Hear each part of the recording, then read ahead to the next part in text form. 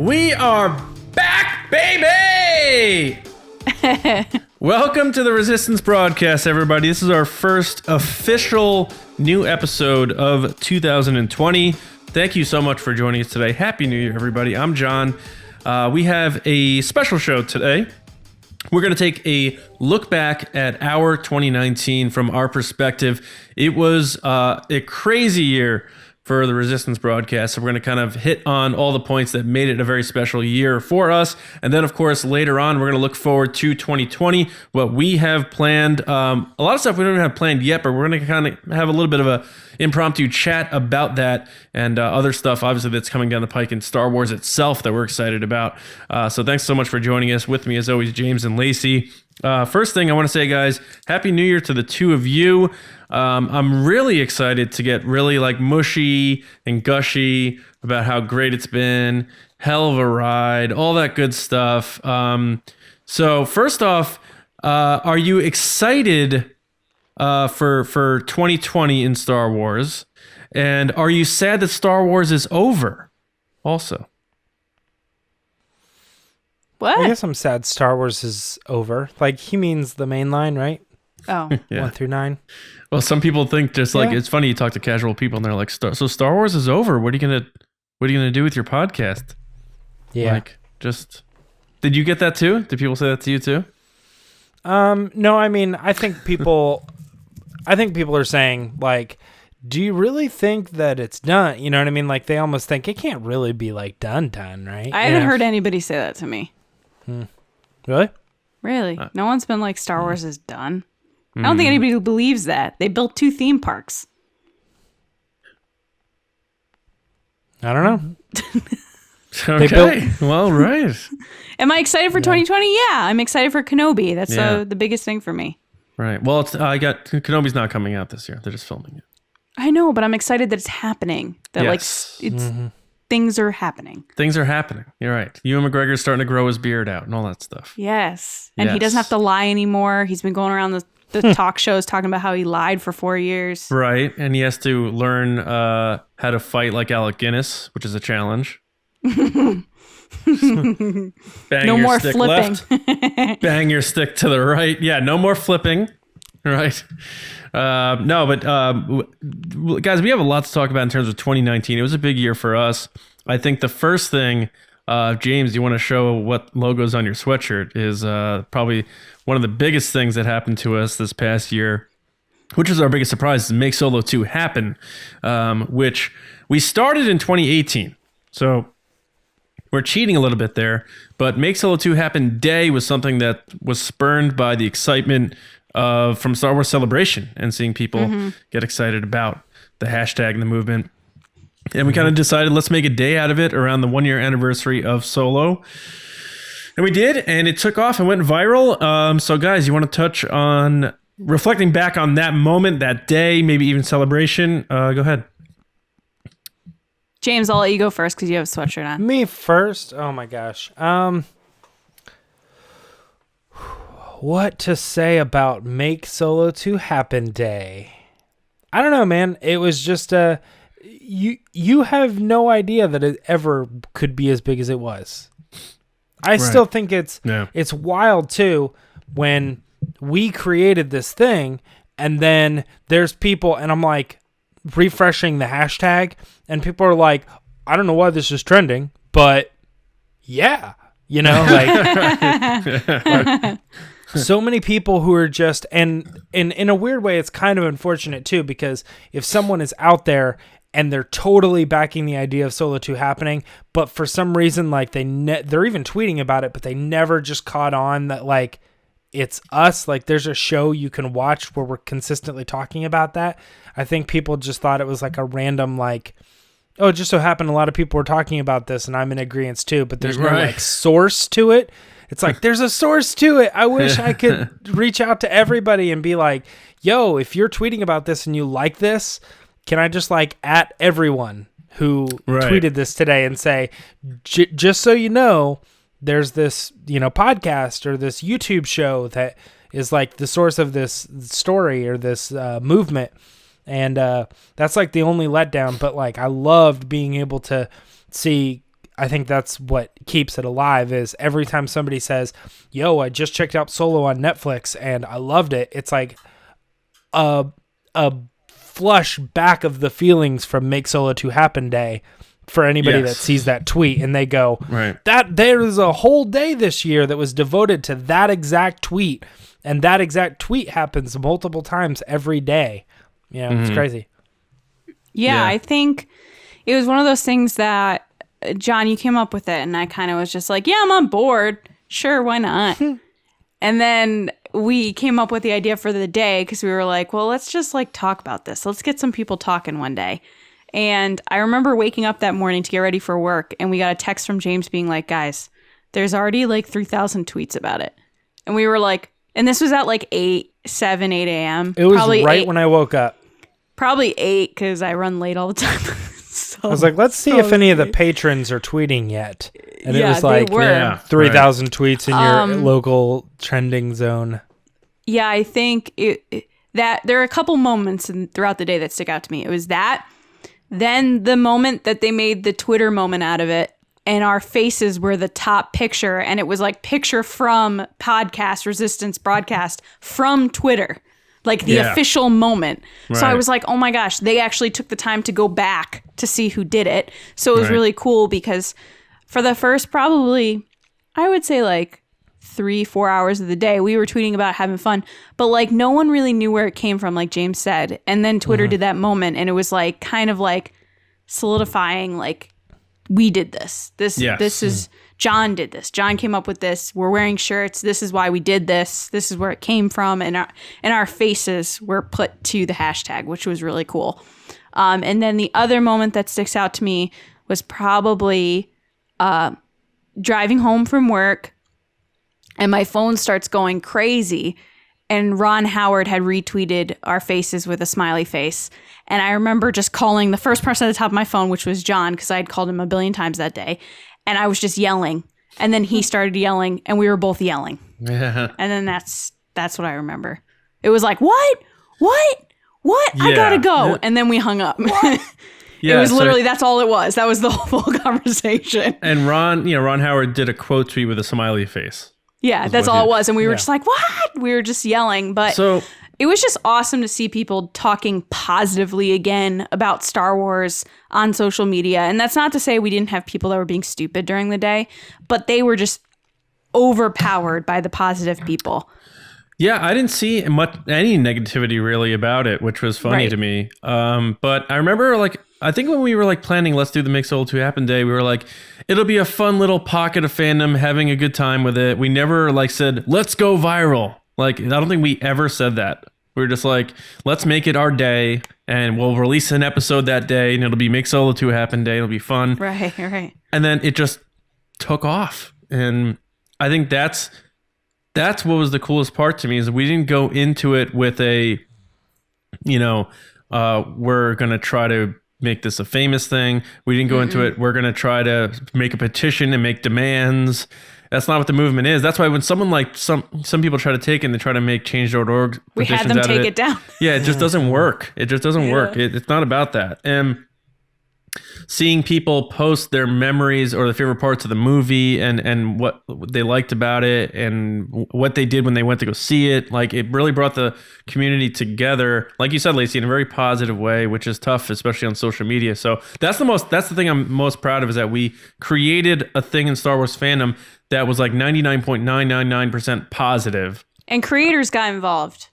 Yeah, so Rob Brito, who's a producer, who was nominated for an Oscar for special effects for the movie, I think. John Powell, the composer, hit it up on Instagram. Jonas Sotomo was actively using it at one point. He stopped recently. They probably told him to stop. John Kasdan, of course, at Star Wars Celebration. Bryan Herring, who's the puppeteer, went up to me and James and said, "Can I take a photo of your sweatshirt?" And I had my t-shirt on, and we didn't realize who he was at first. And then he said, "I'm Bryan Herring, by the way." And we were like, "Oh!" I think Warwick Davis may have acknowledged it. Phil Shostak, the guy who does art. I think he had acknowleded it. Pretty much everyone you could think of that's on social media and involved. Matthew Wood. Yep. I mean, a lot of people who've been involved with Solo. And even Alden Ehrenreich had said someone emailed him and let him know that it was a thing, and he was appreciative of that, apparently. He was at Galaxy's Edge, and someone asked him had he heard about it, and he said someone had emailed him. Yeah, it was that because he's not on social. Chris Perillo guy? Perillo, yep. Yeah. So, I mean, that's cool. So pretty much everyone outside of, like, Donald Glover has acknowledged that this Han thing is a Solo knows that we created... Right.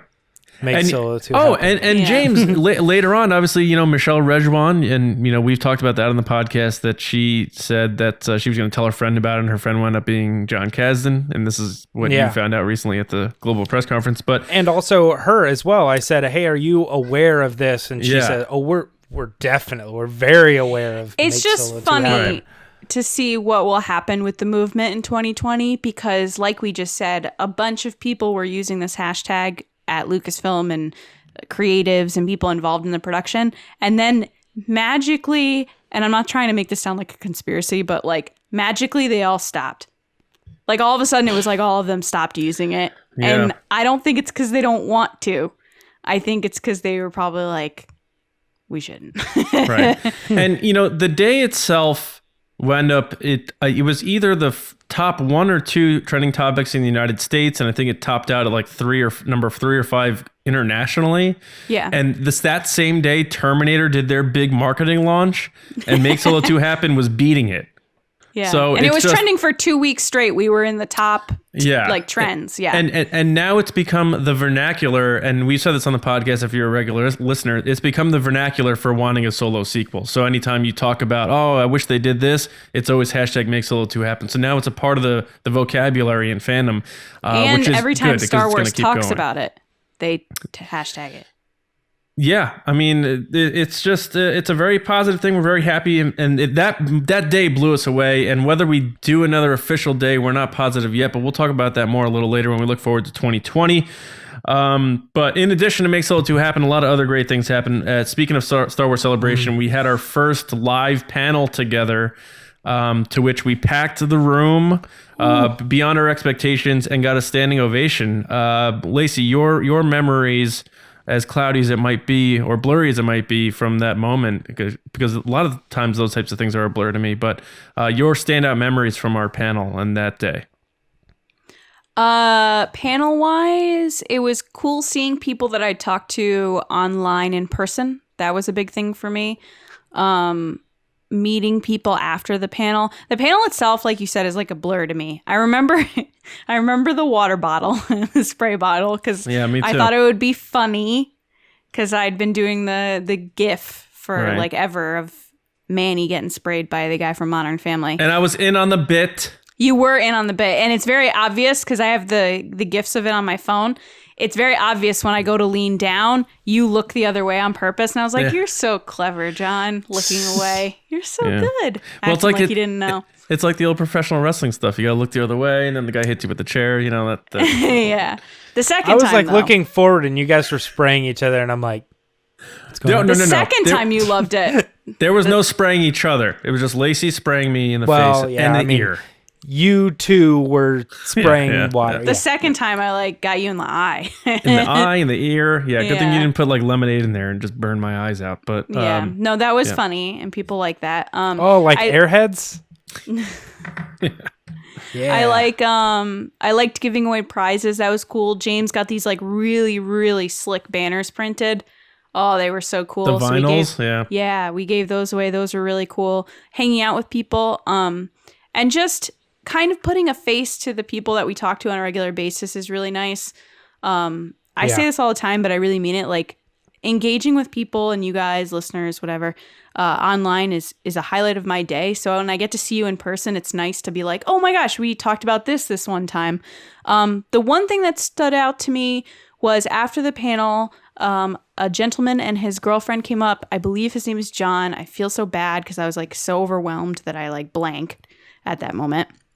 And he had said that he listened to our pre-show stuff, getting into Celebration because he was nervous. He was listening to our pre-show tips and tricks and whatnot. Mm-hmm. And he had said that I said to pick one thing that day and you won't be overwhelmed because as long as you accomplish that one thing, it's great, which I say for anything. Concert, theme parks, whatever. Pick one thing and then you won't be disappointed. And he had said that it was his one thing that day was to come to the panel and meet me.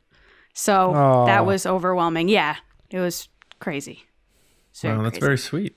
I know. I almost cried. I think I did cry, but I think I tried to hold it in. I think the whole experience of Celebration too, it was my first convention ever. Mm-hmm. And I know that I wouldn't be here. I wouldn't have gone to Celebration, I don't think, if it weren't for Resistance Broadcast and Star Wars Newsnet, Yeah. So I think there's a very low chance that I would have been oh, I'm going to go up there with a friend and we're going to get a hotel and we're going to do this and do all that stuff. So staying in a room with you guys. Yeah, just the whole experience as a whole was got a lot closer that weekend. A lot of snoring. A lot of snoring. Sorry, James. Oh yeah, you guys stopped me. Sorry, I got distracted by the snoring. No, I mean that was it. I mean, what was crazy was, you have a certain community on Twitter and on YouTube. You watch these shows and you talk to these people and you see these people on screen and on the Star Wars YouTube page when they're doing, after Rebels post show and all this stuff. And when you're at Celebration, you just kind of walk around for 4 days. And during those 4 days, there's these intermittent, that person is really standing there. That person is really 100 yards from me, on stage. They're really there. Yeah. Even someone as simple as like Black Series Rebels. We've known those guys for a very long time. It's the first time I met them, and it's we're hanging out with them, and it's so weird just for them to be in a computer screen, in a YouTube rectangle. Right. That just whole experience is thanks to the Resistance Broadcast. So yeah, it's cool. Anything from our panel that stands out to you, James, besides getting over the hump of the technical difficulties we had heading into it? Because I remember you said the whole time you were kind of unsettled for most of the show. But was there any part of the show that you were able to embrace and enjoy that sticks out to you? You walked out there like a rock star. Well, you got up on the chair. Yeah, that's for sure. I remember when we were asking questions in the audience, and somebody asked me about Kenobi, and everybody's like, "Boo!" Oh yeah, because they asked you, "Why do you hate Kenobi?" Yeah. No, that was great. In a good way, not like. I think the thing that stands out to me the most is my fear going in, and I know I talked to you guys about this maybe off air, was not getting any reaction while we're joking and doing the podcast, because sometimes that you see that and that happens and it's just really awkward, and people were really they were interactive and they were laughing at all your lame jokes. I was what is happening? They were cheering at the spray bottle. They were laughing. The JJ call went off really well. They liked that. So people who are in the audience are listening. They're like, "Did it go over really that well?" They're like, "I was there." I don't know. No. They were curious about why his nameplate was there and stuff like that. And then someone got to go home with Armageddon, so that's a big highlight for Celebration, I'm sure, for somebody. But overall, I just thought it was such a cool experience seeing the room filled out, and then the selfie at the end, which I think was Lacey's idea. I wouldn't even have thought of doing a picture of the three of us, and then our group behind us, all the fans standing up and stuff. It's such a cool shot, and I use it often on TRB, when we talk about the community aspect of TRB. So you're welcome. And Event promoting. And then heading to the ARC bar after was great. But yeah, another huge moment for us, and those two things happened within a month of each other. Make Solo 2 happened about a month after our panel at Celebration, and I think that kind of tore the. It's like a checklist. Are we able to do this live together? Is our chemistry going to be the same together? And it was to me. I felt like it wasn't. We weren't acting different than we would have right now, and I thought that was important. And I'm glad to know that we were able to do that. And then later on, people think our shows are better when we're together. Some people did say that. That's true. And maybe we could thank. Which I appreciate that. Actually, yeah, I appreciate that. And maybe it's. Sometimes we have delays with our internet, and it might throw us off a little bit here and there on the Skype calls. I was I think our chemistry is better when there's a 5-second delay. No. When I'm able Right. to look at people, I always liked that. I said that the other day. Like when I'm able to look at James when he's talking is just nice. Yeah, right.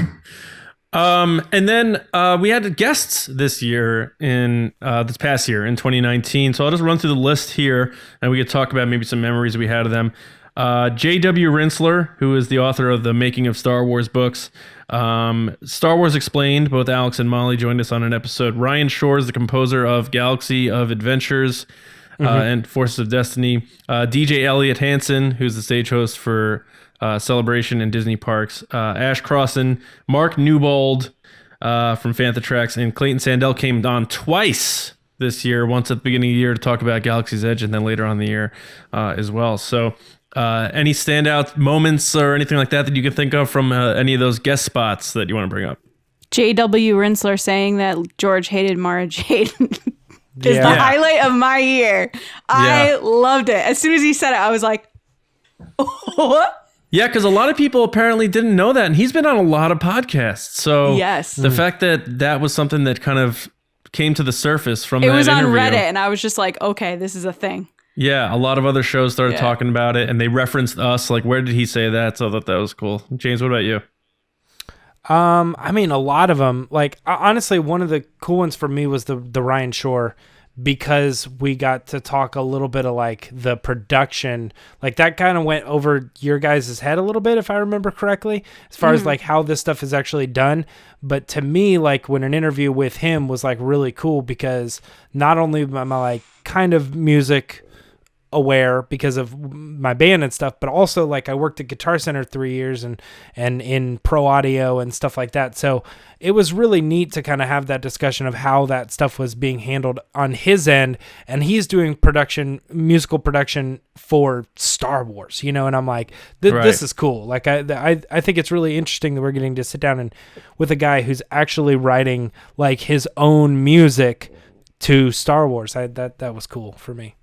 Yeah. I don't know if I have one standout moment. I mean, the Mara Jade one for sure, with J.W. Rinsler. That might have been one of my favorite guest spots we ever had, was having him on, just because I felt like I was taking a course in Star Wars, and getting it from someone so close to George Lucas, who'd spent so much time with him, meant a great deal to me. And we got to get him back on. I've told him it was very cool. Very cool. And then he also mentioned Anakin being in the suit at the end of... Like they did shots with Anakin with Hayden Christensen, and I feel like we didn't know that either. I didn't know that. That, and I think we should ask him. And I guess this is, again, looking forward to 2020. But since they're probably going to be doing the 40th anniversary of Empire, maybe we should get him on close to Celebration and have him talk about Empire Strikes Back. I think he wrote the making of Empire Strikes Back. Yeah. Did he? Maybe he did. Oh my god. So I think that'd be cool. Clayton's like my best friend now, so you guys are best friends. So side note to everyone listening, we went to LA for the premiere, which we'll get into in a little bit, and we hung out with Clayton, and it was like stepbrothers after they figure out that they're friends and they go play karate in the garage. That was John and Clayton. I was just sitting there like, all right, and they were just like like doing their own thing. Yeah, it was couple so fun. Of buds. It was fun hanging out with Clayton. He's not a guest anymore. Couple of buddies. Just a couple of buddies. Yeah, that was because you guys wore the same shirt. Yeah, it's almost like Clayton is not a guest anymore. He's like the fourth member when we need someone on TRB, because he did the Mando fan show and stuff twice. But I want to thank all of our guests from this past year, because we can go through all the moments. Mm-hmm. The episodes are there. Go check them out, because they were all great. And we may try to get more guests in 2020 than we had in 2019. But J.W. Rinsler, Star Wars Explained, both Alex and Molly, who helped us in our contest, The Prize of Skywalker, by giving away a copy of Jedi Fallen Order. So thank you to Ryan Shore, again, the composer, DJ Elliott, who joined us on Mando Fan Show. Also, Ash Crossan, Mark Newbold, who's Mark's another guy, just so nice, such a good guy, and of course Clayton Sandell. So thank you to all our guests in 2019. More coming hopefully in 2020. Now, next, guys, speaking of guests, the Mando Fan Show. More content. It was a hit. It was a hit. But it was also quite the undertaking, more than I had expected. I was like, just 8 episodes, But it was a hit, and it felt good doing it. It felt different from TRB. We get to focus on this one thing.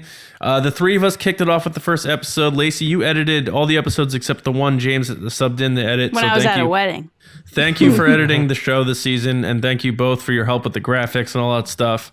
That's the stuff that sets our shows apart, I think, is the stuff that you guys do that they're kind of behind the scenes and the editing and the graphics and things. So thank you. That like first consistently. Tweet. Oh, sorry. Go ahead, James. All it was just consistently me and Lacey being like, "Hey, do you have that like star background?" Like, just like always like it's dumb always the stuff star that's background. like, "Hey, can you send me the outro but without the helmet?" You know, or just like different weird things like that. Always back and forth. What were you gonna say, Lacey? Yeah. I was going to say that the graphics were a combination of what James had created for the logo plus things that I came up with. But I knew we had something when the first time we tweeted out the logo with like episode 1 and we got a bunch of people being like, this looks real slick. I was like, all right. Like I knew we had something. Yeah. So we had the Mando helmet serve as like a door. I remember. That was your idea, John. Yeah. So yeah, I was like, that'd be cool if it came together like a door. Like, you know, in any cool show like or anything, door. There's always two things that come together and form like the thing. So, but yeah, you guys with the graphics and the editing and all that stuff made the show that much better. Even the Pedro scale faces, like all that your stuff. Your idea again. But guys, still, I don't think you understand how great our team works. Like there are times that we hate each other. And then there are other times where we really come together. We come up with some amazing ideas. John comes up with ideas, and then James and I execute on those ideas. And they really work out. When it's good, it's good. When it's bad, it doesn't. We don't do it. We don't do it. It's literally like a whole bunch of like John being like, "Do a Bluke sticker," and I'm like, "All right." And then like I make a Bluke sticker, and then I send it, and Lacey's like, "Take the apostrophes or quotation marks." I'm like, okay. That just summarizes the entire process. And then John's like, yeah, that's better. Or it's like, hey, we should do this. And then you make it. And I'm like, okay, but this isn't centered. And you're like, okay. And then I'll make something and you'll be like, you should take the outline off of that. And I'm like, okay. And John's like, you should do this. Well, anytime you guys do a design thing, I'm like, oh, it looks great. Because the only thing I can do is Microsoft Paint. But then the other one's like, no, change this. And then they send the revised version. I'm like, oh, that's even greater. You know? Yeah. So, but then there's things where it's like, we come up with the idea like stupid jokes, like Hans, because we wanted to like name them after It's Tauntauns. just you. It's not us coming up. You. Well, whatever. You come up with these. But then you'll be like, but James will make the sticker for them, and then you'll be like, just so you know, I run the Patreon page, and we're pushing those stickers in December. So bring up Hans on the podcast. I'm like, okay, I gotta remember to say Hans. I gotta remember to say Hans on the podcast. So we like feed off each other in that way, and I think that's great. But back to the Mando fan show. It was a lot of fun, and it went really well. And I think we're gonna do it again for season 2 later this year, because I don't think there's any other shows coming out this year. So we should be able to do that isolated as just the Mando fan show again. The first episode got a lot of views and a lot of support. We did have guests who joined us on every episode except the first one. So the three of us kicked it off. And then we were joined by Jen Marie from Anakin and his Angel blog, the longest running blog, 19 years. 19 years, yeah. So she just celebrated her birthday, so happy birthday, Jen Marie. John and Marie Macias. A lot of negativity there, too. No, I'm just kidding. Like, super positive. Super positive. She is, yes, very, 19 very years and super positive. Right. Yeah. Go there and check that out. John and Marie Macias joined us, who you all know from Geeky Bubble podcast. Radical Grid. And Radical Grid. Big Rebels fan. So she joined us for an episode where all the Mandos showed up, so it worked out. Mm-hmm. We planned that. Yeah. Again, Alex and Molly Damon joined us from Star Wars Explained. Clayton Sandell stepped in last second for us. Nick Ganbarian from the band Bayside joined us, and we had fun talking with him. He started the Batu Crew on Instagram, so if you follow that, he takes casual photos of fans at Galaxy's Edge, and he's got a little group started there. Again, DJ Elliot Hansen joined us to talk about, I believe it was chapter 7? Yeah, I think so. Yes. Which he brought a lot for the music. like talking about the music. Yeah, he's a big fan of Ludwig Göransson's music. And then Jeff Lowe from Lights Camera Barstool joined us for the final chapter. And as you guys saw this past Friday, Clayton Sandell joined us once again to recap season 1. He lives here. He lives in the base. Yeah. He said he changed his background because we went full YouTube and Resistance Blue. And that's another thing. We really we started the video thing at the end of 2018 in a way, but it really became consistent and in the pocket in 2019, because I look back at our Resistance Transmissions video from Thursday and my background was different, I was set up different, we were just kind of getting it going, and now I feel like it's found its kind of steadiness. I was rocking a ponytail. It was sweet. Yeah, when we started you were in the closet. You were in your little dark closet there with the one light on. They don't know that. It was audio. Yeah, but still. Audio only. Yeah. But no, I want to thank everyone who joined us on the Mando Fan Show. All those guests. Any highlights from the Mando Fan Show that stand out to you guys? They also I don't want to brag or anything, but the idea that a week before we started the show from Mando Fan Show, we were we're gonna get a guest for every single episode, and we just did it.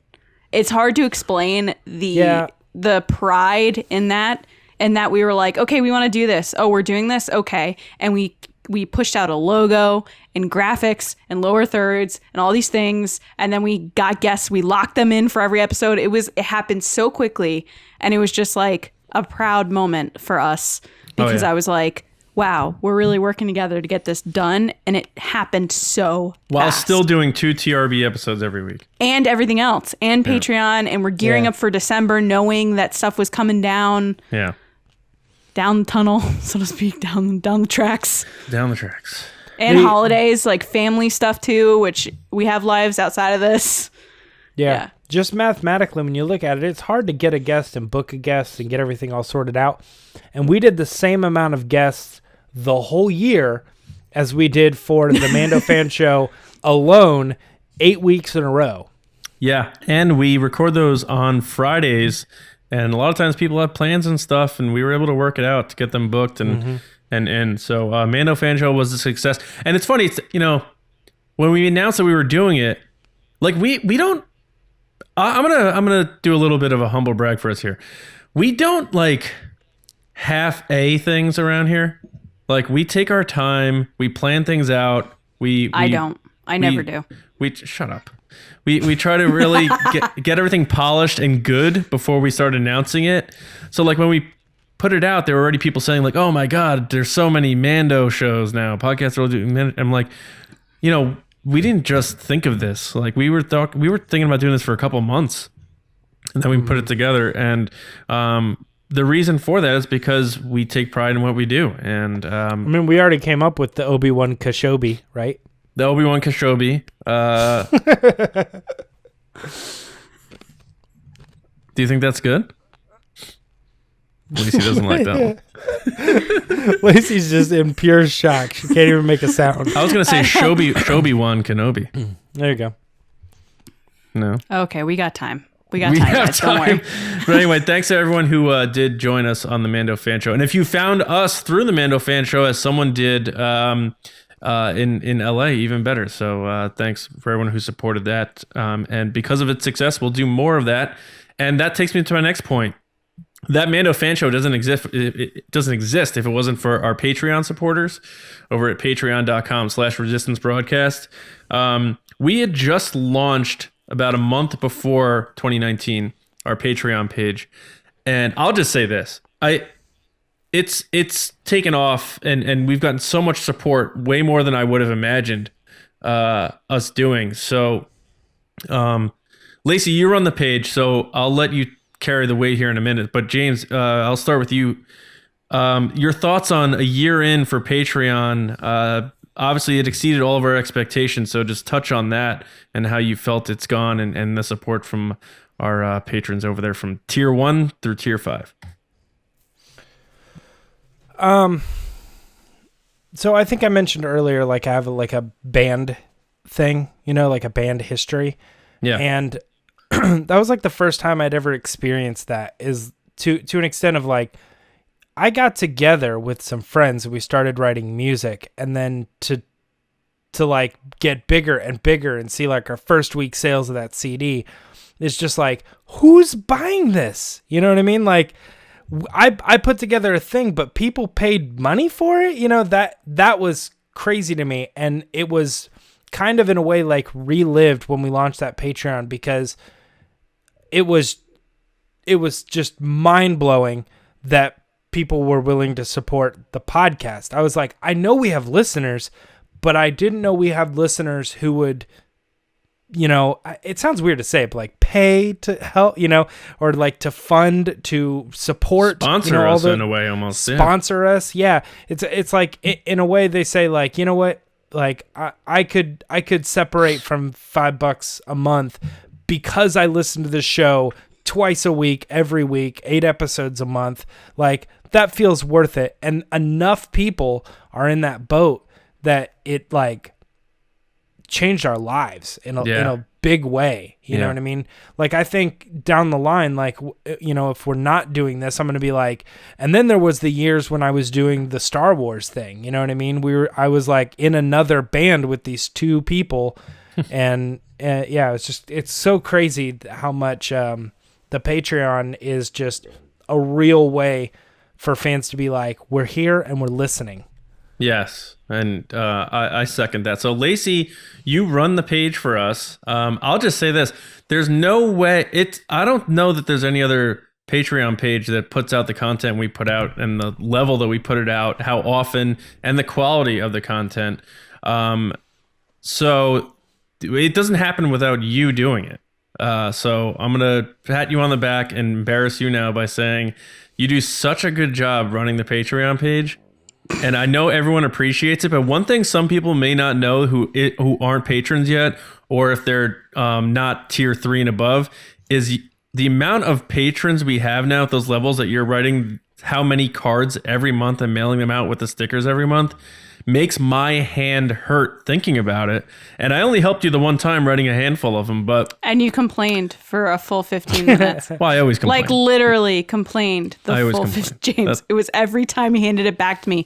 Am I done? I was like, you only have to do 7. Right. Well, I wrote a full book on each one. But, yeah, go ahead, James. What? I was just going to say I was going to jump in on that thing with Lacey, too, because... Yeah.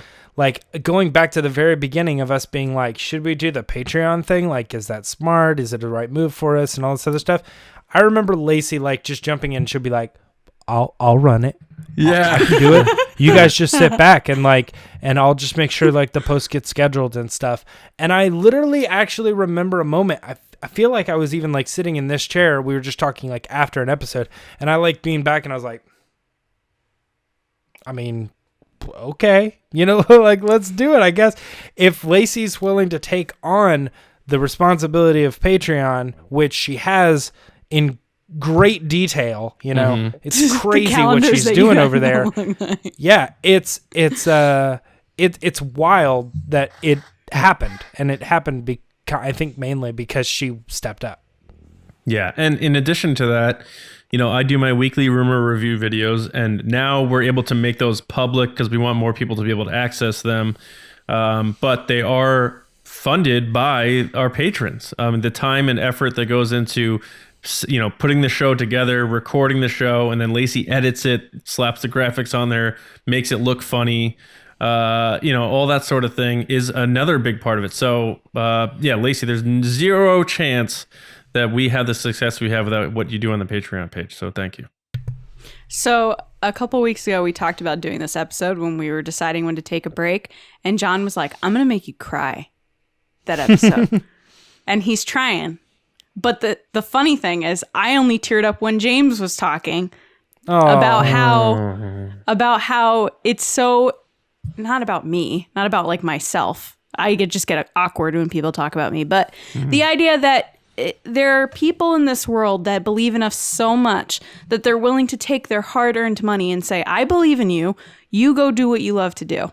And that means so much to me that I'm trying not to get upset about it. Well, upset in like a good way, but like sentimental about it. Yeah. Like it means a lot that people would be like, oh, we want to see you go to these things. We want to see you talk about these things. Yeah. Oh, you've liked this your whole life? Well, let us help you do what you want to do. Mm-hmm. And there's no way I can express how much that means to me. Mm-hmm. And that's why I spend the Friday nights editing the Mando Fan Show. And that's why I spend 3 hours on a Sunday doing the rumor reviews, because I know that the people that are watching it love it as much as I love doing it, putting it together. Which John, by the way, when we first started those videos, the editing was not great. It got better. Like, I hit my stride when I realized where I was going with it. It's funny how editing tends, and I don't know if James, you feel this way too, but when you start a project, especially a weekly one, you kind of figure out as you go, like, okay, how am I going to make this work? And even like John, you've gotten really good on camera.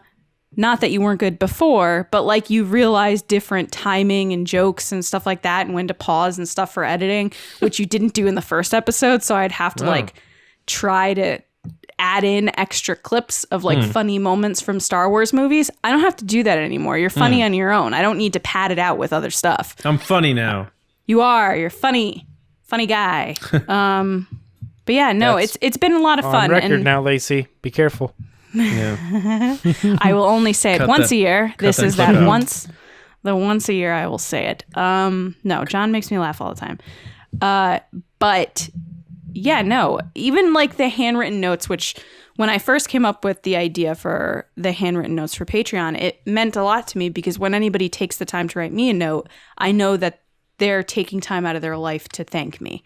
And that's why it meant so much to me when they do it. So if it takes me 10 minutes per person to write those, which it doesn't take me that long, but if it takes me 3 minutes per person, I want that person to know that I took the 3 minutes to thank them every single month that they're doing this. And that's why I do it, and it doesn't bother me. But it's crazy to think that from the moment we started this in November 2018, I've done, I think, 465 handwritten notes Crazy. to people. Yeah, it's crazy. My handwriting's gotten way better.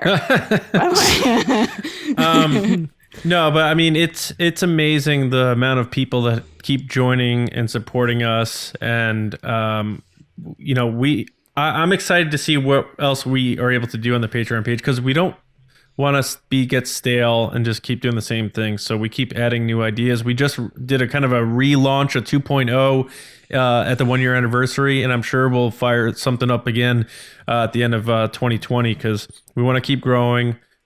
We want to make you being a patron of the Resistance broadcast worth it for you, and that's writing shows, creating ideas, executing them, and making them look professional and easy and fun to watch. So more of that coming your way. But speaking of fun, the pie bet, guys, we finally did it. the pie bet. You can the go to Pies of Skywalker. The Pies of Skywalker. You can go to our YouTube page.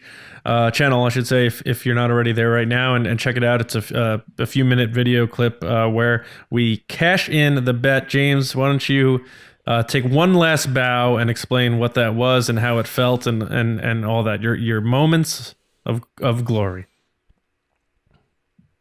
It's in a weird way, it was earned because we made a bet and I won the bet, but at the same time I don't feel like I did anything so good that it deserved throwing pies. Your in excitement was worth it. Your excitement was worth it. But the actual bet, you know, for anybody who's tuning in just to check out what, you know, Resistance Broadcast is all about, is we made a bet back in the day that they would announce that they would be announcing the Obi-Wan Kenobi series that John had reported on at Celebration. It made sense. We knew it was happening because of his report. Celebration was only a few months later. The story's out. Let's go ahead and make it public. It just made so much sense. Oh, we made the it bet in November before the story even existed. We just thought they were going to announce a Kenobi thing. Yeah, I still stand by that it was on the table to announce, and they held off. I keep forgetting like when the bet was made because it was made that long ago. I think, you know what's funny? I think I correct you on the actual Pies of Skywalker. That's video. what I just said. I said Okay. I think I said the exact same thing in the video. My camera pans over and John's like, actually. Yeah, actually, I hate actually, but yeah. And then he got pied. But then I got pied. No, but then as it came down to it, we went to Celebration. They never announced it, and it's funny. It almost happened at Celebration too, but John wasn't willing to risk. He was so hoping that they would do it on the Monday that he wasn't even there. Well, you know, that he wouldn't let me pie him Sunday night, right? Because he was afraid they would announce it Monday, and he so we were at the pied for nothing. You and I, Lacey was doing some VIP stuff, and you and I were steerage at Celebration. We were in the she was in the Kate Winslet tier, and you and I were in the Leo DiCaprio tier at Celebration. Yeah. See, but you make it sound like I didn't give my badge to James and you. No, I'm just kidding for the sake of this one joke. So me and James go to a convenience store to get stuff, while Lacey was at some VIP panel. And you were looking for pies in the convenience store, like you were clocking me with some Mrs. Smith frozen pie. I'm like, we're not doing this right now. It doesn't. I was like, why don't we just do it? Because what's the worst thing that happened? The worst thing is you got a pie thrown in your face, whatever. But you're gonna get to throw it back at me or something, or we could double up if it really means that much to you or something. The only reason I wanted to hold off is because I thought it was the Phantom Menace panel Monday. I thought he was going to be there for that, and then they were going to announce it. That's what I thought too. Yeah. So we couldn't. If we had done the pies and then that happened, I would have been so mad. But It was worth it though because people were looking forward to it. Yeah. It became like a thing. A year in the making, and I am completely comfortable with doing a second bet at some point in 2020. You've been trying to make another bet forever. You're like, eat a jar of mayo. Drink this butter shots. Yeah. Well, I beat you on the last year, the spoonful of sugar bet. You did. What is with you and bets? They're fun. I always lose. John is like that older brother that for some reason is just good at everything, So he always wants to make the bets because luckily, he's clearly not. Somehow. Right. I know, but this is the one time. It's not the rule. What does that make me? I lost all the time. Makes you the sister that loses. Yeah, just normal. Normal? Makes you normal. Normal people don't like betting because they lose. Yeah.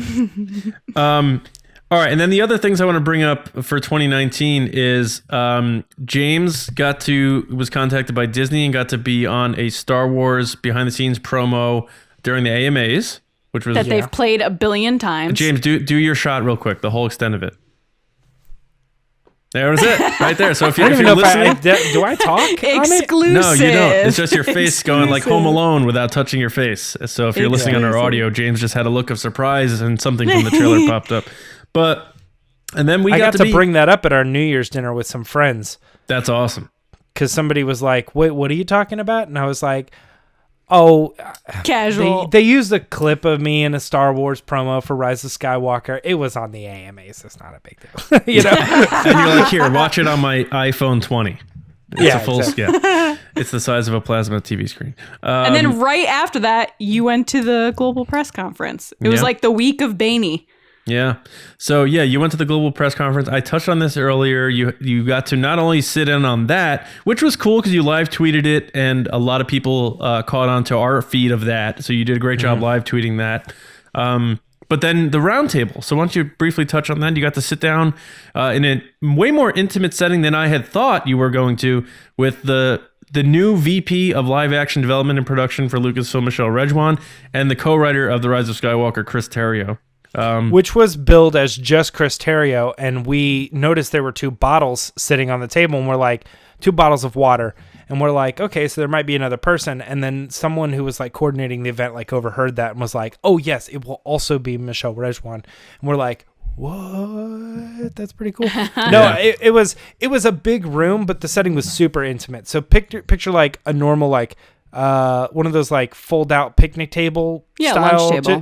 Just something like that. It was probably like 2 of those. So I'd say maybe 15 people tops, are sitting in with these. And it was you and Alex Backus, right? Lucasfilm. Yeah. Yeah.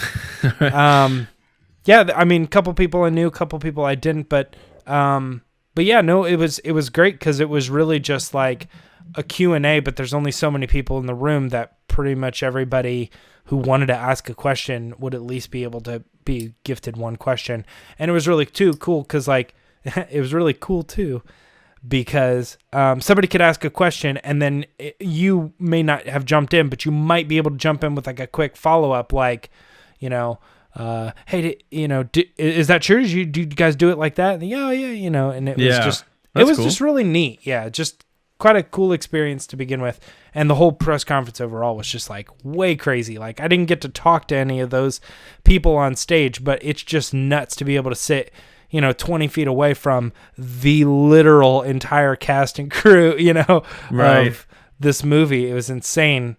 And Ava DuVernay. And you waved Jonas over and spoke to him briefly too about Make Solo 2 happen. Because I made sure to wear the shirt or the hoodie for that day. Good decision. And then it was just really easy. I was like, Jonas, and he just had to look, and I just was like, this. And he knew exactly who we were and what we were about. He's probably seen my photo from the one that we talked about earlier on Twitter. So he's like, I recognize that immediately. And so he came over and we just kind of had a quick little nice one-on-one real fast. But. And then as we mentioned earlier in the episode, you asked Michelle Rejwan about it and she said, we're aware of it. We love it. We're glad fans are starting to rally around Solo. So she didn't say like, we're aware, like, so we're going to make it or anything like that, to be clear. But she acknowledged that they are fully cognizant of the movement and that she went as far as to contact Jon Kasdan about it, right? Yeah, it was funny because she said I'm gonna send she took a picture of my shirt and then said I'm gonna send it to my friend. Didn't clarify who the friend was. Then later in the day, I saw Michelle again and I said, "How did your friend like the photo?" And she was like, I think she purposefully did that, like, "Oh, I'm gonna I haven't sent it to him yet, but I'm going to send it to my friend Jon Kasdan." I think she purposefully wanted to like name drop or put the emphasis on who she was sending it to because she knew that we would be talking about this conversation if she mentioned who that friend was. And look, Jon Kasdan has... It was a good time. Yeah. And great job covering it. James has a full video recap on our channel as well. But Jon Kasdan has been public in saying that he has treatments and ideas to make a sequel to Solo. He has not shied away from that. And the fact that the person now in charge of live action development and production, when you happen to have a new streaming service that is putting a lot of Star Wars shows into production, said she's going to send that to him. It doesn't confirm anything, doesn't necessarily help anything, but it doesn't hurt. And I thought that was very cool. But and then Lacey, you and I got to go to the world premiere. It was my second. I got to go to Last Jedi and now The Rise of Skywalker. So why don't you tell me your highlights from having gone to that? Is it still real to you? Did it feel different than what you thought? Your quick takes on having gone to the world premiere of a Star Wars movie. What did 11-year-old Lacey think of that? It was cool. It so was casual. Really. It was no, because I'm trying to balance my no's with my yeses, because I'm very thankful that I got to go and it was very fun and the after party was cool and the displays were cool and it was nice to see friends that I haven't seen in a while and just to watch Star Wars the saga end in the Chinese saga end in the Chinese theater where it began. That was super cool. I'd never been in that theater before. Incredible. And building. the whole just like kind of ambiance of the red carpet. The negative that I had is that I felt like we were rushed through. Like they had like 50,000 Disney employees there, like guest relation Disney people. And they were like, keep walking, keep waiting. Like right when we got there, John, and they had us go up above the red carpet, like we weren't allowed to go onto it with the celebrities on it. And you were allowed to view it, but you couldn't stand there and view it. They made you keep going. They were like, take a picture and walk, take a picture and walk. And it just felt like I was already overwhelmed as it was. Right. And then I felt even more overwhelmed because I was like, okay, and now you're rushing me and I'm in like 3-inch heels. I can't walk that fast. But other than that, it was super fun. It was fun to hang out with people. John and I had a great time. Yeah. I had a Happy Meal. It was great. I can't imagine being in that position too, where you've seen the movie and like for 3 days, you know that all of America has not seen it and you have. So that was super crazy. And I was very surprised with, first of all, how quickly spoilers leaked. I was very surprised, but not surprised, but kind of surprised. And 2, giving my reactions, I found that I got spammed with people to tell me for me to tell them stuff, which I didn't do. And then people accused me of lying a lot, of like my initial reaction of really having fun watching it. Mm-hmm. And people were like, no, that's not true. And I was like, what? Chill. So like it was just like very interesting experience because I was so grateful. And even now sitting here talking about it, I can't believe that it happened. And who knows it will ever happen again, but I just can't believe that I'm so thankful that I got to do it. But there was a lot of aspects about it that I was like, between the rushing of it, which made me even more overwhelmed, to the response online to, I don't know, it was just like immediately negative, I feel, online. Like the movie wasn't even out yet and people were already demanding things. And I was like, I need like a day. So give me a day. I couldn't care less about any, like my takeaway from what I love the fact that I was able to walk out of the theater for The Rise of Skywalker pre the rest of the world, pre mixed reactions and stuff like that. Like I ran into a couple people at the after party who were like, that movie stunk. And I'm like, whatever, man. But we had a blast. John and I were having drinks. Yeah, we had a fun time. I mean, I love the aspect. I walked out of a Star Wars movie thinking the whole world was going to love it. It was very like weird. I was like, man, I like that. But I was so like, it's so much happened in it that I was like, wow, I got to process it. But I walked out saying like, wow, this is not going to be controversial. I was like, people are going to like it because all this. And of course, that doesn't happen anymore post TLJ world. But taking pictures with Chewie was super fun. Yeah, they had the Pinewood costume version of Chewie. Right. They had lightsaber. Seeing people I know was the big thing for me. Yeah. Like seeing friends and stuff that I hadn't seen in a while. Yeah, and it's just, it's an experience that I never would have thought a few years ago I would have been able to attend when I was first invited to go for the TLJ one.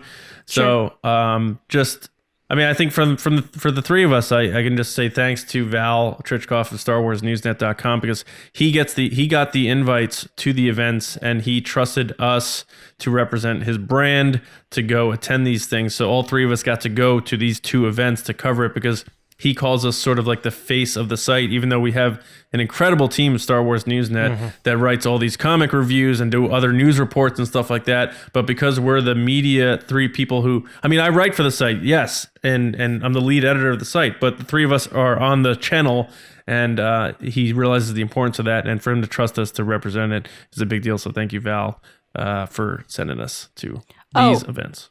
And tweeting it was fun. I was the one tweeting all the photos and the threads. Those things were cool. I always find it interesting seeing costume like Carrie Fisher's and remembering like just how small of a person she was and that sort of thing.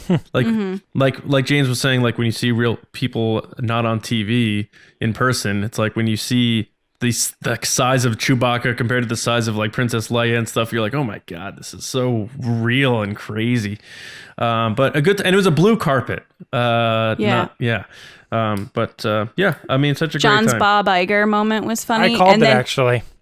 You called blue carpet? Yeah. Did you? Oh. You said it'll be red carpet or maybe like purple or something for Star Wars. Right. And I said blue.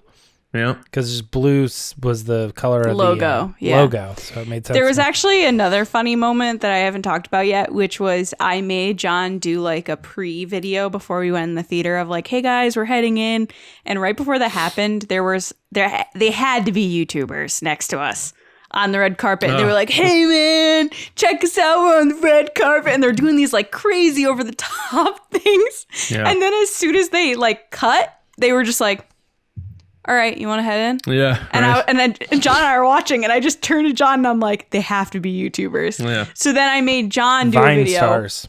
Yeah. I made John do a video where I was like, just like, hey, we're about to go in. And after we did it, John was like, I hate that. Don't ever make me do that again. I don't like holding a phone as a selfie and then trying to do intro video. I just don't like doing that. It just made me laugh because you were just like, Yeah, I don't want to do that ever again. Yeah. It was just so funny because it was right after this YouTube kid that was like, "Hey man, hit subscribe." But like, doing his these friend crazy was holding dances. it for him. He was I know.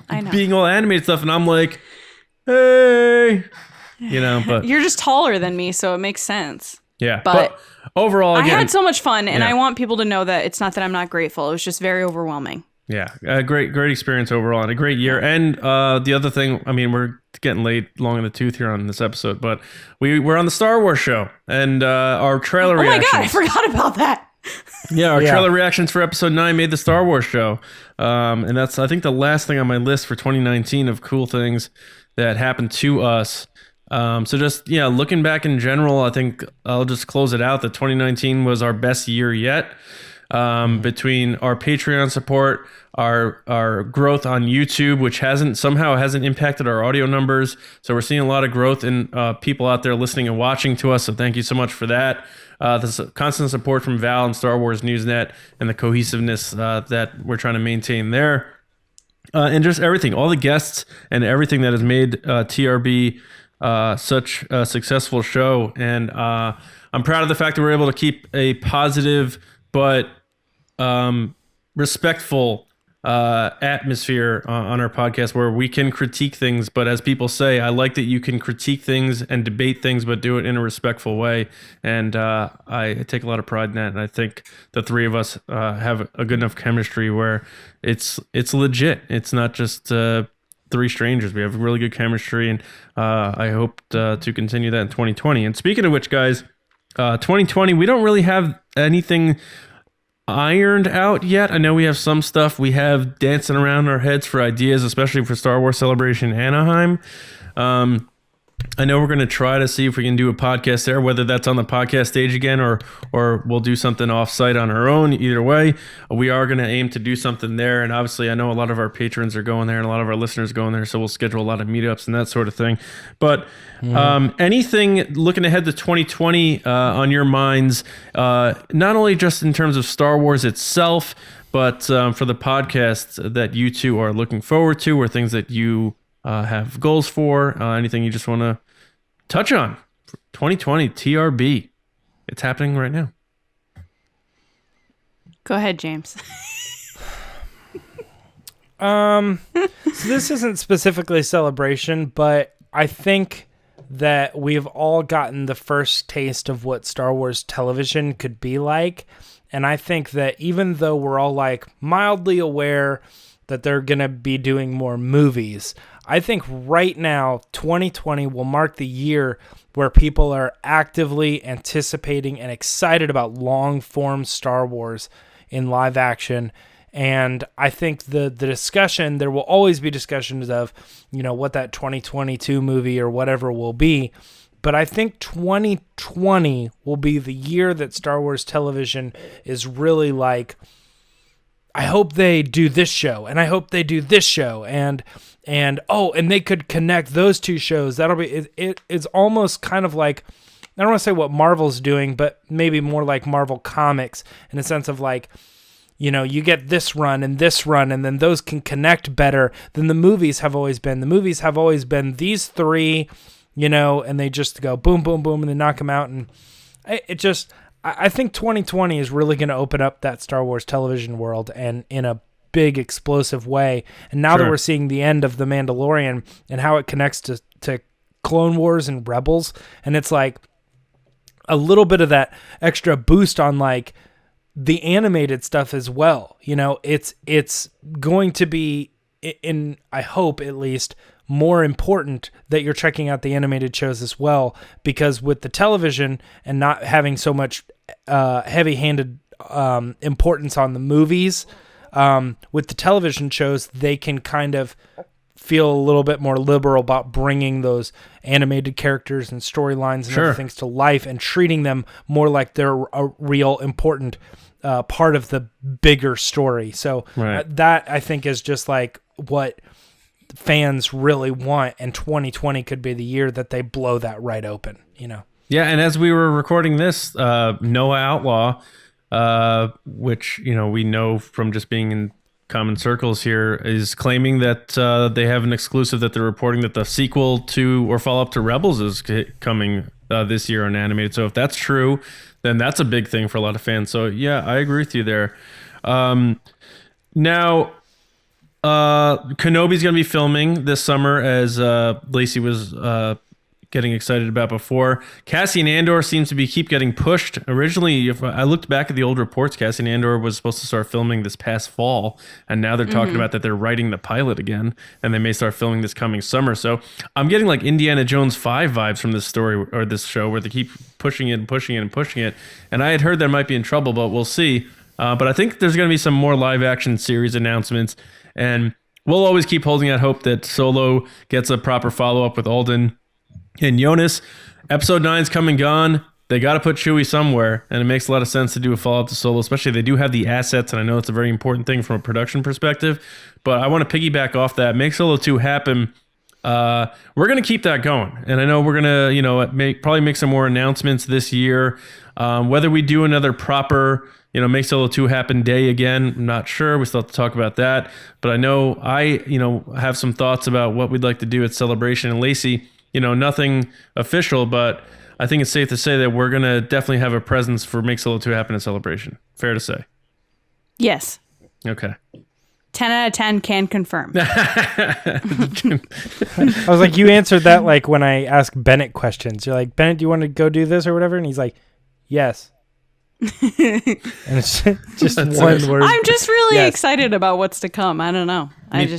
Me too. I think we have a lot of stuff going on. I'm excited to get a Kenobi series. Like I don't even think I thought when I heard the initial report from you, John, how excited I would be until actually he said yes with Kathleen Kennedy over the summer. Right. And then I was like, oh my God, like I started crying. Right. And I didn't think I'd have that emotional reaction. I was just so excited for him because I was like, this guy has been dragged around. Yeah. And it's just like the excitement of like something that I know every fan wants, right. And I just hope it. Everyone. I'm just teasing. Everyone except James. And he has said he's been on board for ever since they started talking about a movie 4 years ago. Yes. He's been involved the whole time. He was at the Solo premiere, like this poor guy. But yeah, no, I'm excited. We talked a little bit kind of off air that we want to do maybe some events during the year, figure out what else. If you guys have suggestions, put them in the comments of like what events we should go to. Yeah. Because I'm always up for new stuff. I've been to a lot of them. I used to work in the Comic-Con industry, so I've been to a ton of these events, especially Star Wars Celebration. But we're always looking for new stuff. So if you're like, hey, there's this great one in Texas, like who knows? Whatever. Yeah. I'm up for it. Whatever. Something, just a little bit of positivity. I don't know that I've ever really put this together, but we're looking at the sequel trilogy and we're like, looking at the actors who might come back, we're like Adam Driver, Daisy Ridley, John Boyega, maybe, I don't know. Oscar Isaac doesn't necessarily seem like he wants to return or whatever. And Ewan McGregor survived through the prequels, and he's like, sign me up. Yes, yes, yes. Right. Dotted line. I will come back. I cannot wait to return to this character. Like, that's so awesome, is it not? There's the clip of him from the prequels or behind the scenes where he does this thing where he falls off. I think it's from The Phantom Menace where he falls off the side and he turns to like the set guy and he goes, they told me, do you want to be in a Star Wars? And I said, F yeah. Yeah. And like he gets up, like he's just so into it. And I love that. I love when, celebrities and actors and even set production people are excited, but especially actors. Like John Boyega is the biggest Star Wars fan. I'm pumped for him that his character is potentially Force sensitive. I'm pumped for Ewan McGregor to be back. You could see it. He was glowing at D23 when he got to say yes. Yeah. Like that's so exciting. But yeah, I didn't think I was going to have that much of an emotional reaction. I literally started crying when they finally announced it. I was overwhelmed, but I'm also excited to see what we end up doing. I got to do more. I think I want to do more creative videos myself. I do a lot of editing, but I'd like to do more videos. I don't know what they are yet, but I'll keep Lacey's you updated. Outpost, the sequel. Right. The sequel. James, I'm going to put you on the spot. Any chance you'll do any form of reviews of Clone Wars? Because you're the biggest Clone Wars fan. I'll watch it, but you're way bigger Clone Wars fan. Yeah, absolutely. I don't connect all the dots like you do. I'll do Kenobi, Shobi. Put a maybe. Put a maybe on it. What did you call it? The Kashobi? Kashobi. Oh, yeah. I said Shobi The one. Obi-Wan Kashobi. Yeah. Shobi one Kashobi. No, I mean, I always think about that. Like, I think the closest that we've come is like, this is another like look back. We started doing the book reviews too, the book discussions. Yeah. Yep. With Kyle Larson. That's not necessarily Resistance Broadcast, but it is Star Wars Newsnet, Yeah. and it's paid for. It's done because of patrons. And I think that's kind of one of those things is like, because you guys don't have as much. I don't know what the word is. Like, you're just not paying as close attention to the books as I am. It's really good that there was an outlet for me to be able to have those discussions for everybody else. Yeah. So I don't know. I mean, there's always the chance that maybe I want to do something with the Clone Wars. Maybe if not just something like a personal like review of an episode after each one or something. I don't know. Don't hold me to it, guys. But no, I'm just saying it's maybe. kind of one of those things. I wanted to put you on the spot, and that's all I wanted to do. And I did. I guess my other question for people listening is if there's anything that they would like to see, to let us know in the comments. Like if there's anything that you're like, oh, I would love Lacey to do this. Mm-hmm. As in like review videos or unboxings or I don't know. I mean, if you want me to pie myself, I guess I could. Jump off a cliff. I really left that wide open. Star Wars related. I want Lacey to never talk about Ben Solo ever. Lacey sucks. All right. Well. All right, guys. So we're obviously going to shed more light on 2020 plans. We certainly plan on having more guests on the show. Some you've seen before, some you haven't. And we're obviously going to keep you posted as those things happen. But, that's pretty much the end of this episode, really. I want to thank everyone who has been with us for a long time. So anyone who joined us in 2019, thank you so much for becoming a part of the Resistance. We hope you found a new positive podcast, fun home to come on inside the base, because the base is always open, as I say. Base is open. And talk Star Wars with us. We like to invite you into our base and get a padlock twice a week. Yeah. No, beep, boop, beep, boop, beep, and talk Star Wars with you guys. So thank you so much. Make sure you are subscribed, though, whether that's on Apple Podcasts, SoundCloud, Spotify, YouTube. If you are a listener on Apple Podcasts, give us a review on there and a rating, 5 stars preferably, if you'd like. We really appreciate that. It helps us move up in searches, so you don't have to spread the word as much. But for those of you who have been spreading the word, because we do see you and hear that you're doing it, thank you. You do have no idea how much you telling other people and then them telling other people helps us grow. And we've seen growth. So thank you all so much. Here's to even more in 2020. I do want to thank, we talked a lot about Patreon. I want to thank our Patreon generals. That is Carmelo, Brian Shalito, Andrew Staley, Neil Lowry, Jeremy Myers, Neil Shaw, David Probus, John Reese, JG Kars, Seth Kime, Micah Harrison, Tampa Movie Guy, that's his name, and Val Trichkoff. Thank you all so much for all of your support, and thanks to all of our patrons and all of our listeners and subscribers. I want to thank again Val Trichkoff and Star Wars Newsnet for all of your support and believing in us, sending us to those events. We can't thank you enough, Val. And make sure you guys go to tpublic.com. James is wearing a sweatshirt that you can't buy, but you can buy a Make Solo 2 Happen shirt at tpublic.com/user/resistance broadcast. I think that's all the plugs, right, guys? Did I miss any? Besides us? That's it, right? You said Patreon, right? $2 a month. Cheaper than a cup of coffee or whatever. Yeah, or whatever. You guys can find me on Twitter at Johnny Hoey and writing and editing at StarWarsNewsNet.com. James Baney, are you still at Myra Trunks in 2020? No, I'm actually at Mike Hat. Oh, at Mike Hat. Okay, so find James at Mike Hat and tweet him everything. Oh, Mike. That's on your mind. At Myra Trunks for James. Lacey, how about you? People can find me on Twitter at Lacey Gilleran. I'm also on Instagram. All right, guys.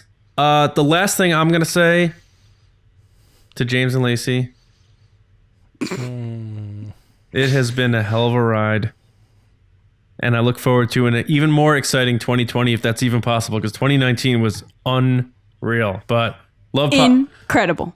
Love podcasting with you guys. And we're going to do it again on Thursday, where we're going to start our new set of character discussions on sequel trilogy characters now that sequel trilogy is over. We're going to start with Finn because he had some big arc lifts in The Rise of Skywalker. So we're going to talk all about Finn on Thursday. So enjoy your weeks. We're back, baby. And we'll see you on Thursday morning right here on the Resistance broadcast. See you around, kids.